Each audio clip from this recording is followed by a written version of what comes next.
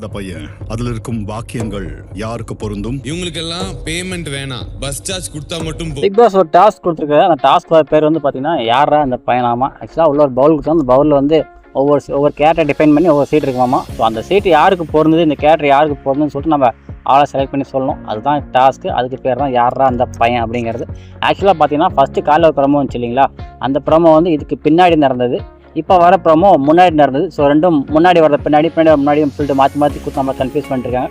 So ஆக்சுவலாக விஷயம் அதுதான். ஸோ இந்த ப்ரோமோலையும் பார்த்தீங்கன்னா திவாகர் தான் காய்ச்சி மூச்சின்னு கத்திக்கிட்டு இருக்கிறாரு. யாருக்கா இந்த இருக்கிற கேரக்டர் கரெக்டாக சொல்லி யாராவது தைரியம் இருக்குதா, இப்படி தான் சொல்லிட்டு நேர் டேட்டாக சொல்லி யாராவது தைரியம் இருக்குன்னு சொல்லிட்டு கத்திட்டு இருக்கிறாரு.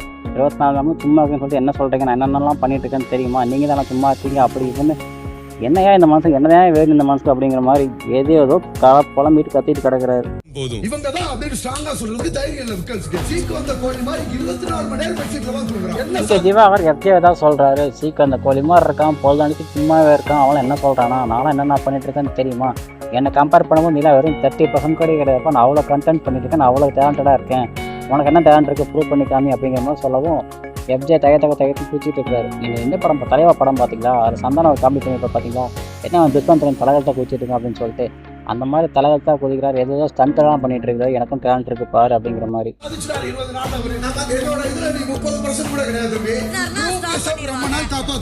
கடைசியாக திவாகர் என்ன சொல்லிட்டாருன்னா, எஃப்ஜே வந்து பார்த்தீங்கன்னா கனியாக்காவும் சபரி எங்களோட ப்ரொடெக்ஷன்லேயே ரொம்ப சேஃப் ஹேண்டில் ரொம்ப சேஃபாகவே இருக்கான், நாமினேஷன் அது வரைக்கும் ஃபேஸ் பண்ணதே இல்லை, எத்தனை நாள் தான் இவங்க ஹேண்ட்லேயே அவன் பாதுகாப்பாக இருந்தப்பறம் நானும் பார்க்குறேன், 2 வாரம் அவன் வந்து நாமினேஷன் ஃபேஸ் பண்ணிட்டோம், அப்படி ஃபேஸ் பண்ணி அவன் தைரியமாக உள்ளே இருந்துட்டான் அப்படிங்கிற மாதிரி எவிக்ட் ஆகும் உள்ளே இருந்துட்டான்னா நான் என்ன சொல்லலாம் ஒத்துக்கிறேன், நான் ஃபேஸ் பண்ணிக்கிறேன், நான் 2 வாரம் நான் ஃபேஸ் பண்ணிக்கிறேன், அவன் என்ன ஃபேஸ் பண்ணியிருக்கான் 2 வாரம் ஃபேஸ் பண்ணி ப்ரூவ் பண்ணி காமிச்சிட்டு முதல்ல அப்படிங்கிற மாதிரி எஃப்ஜே நிறைய சவால் விடுறாரு. வாங்க முடியாது, 2 நாமினேஷன் நான் ஃபேஸ் பண்ணியிருக்கேன், மக்கள்கிட்ட ஃபேஸ் பண்ணி சொல்லி நான் பார்த்துக்கிறேன்.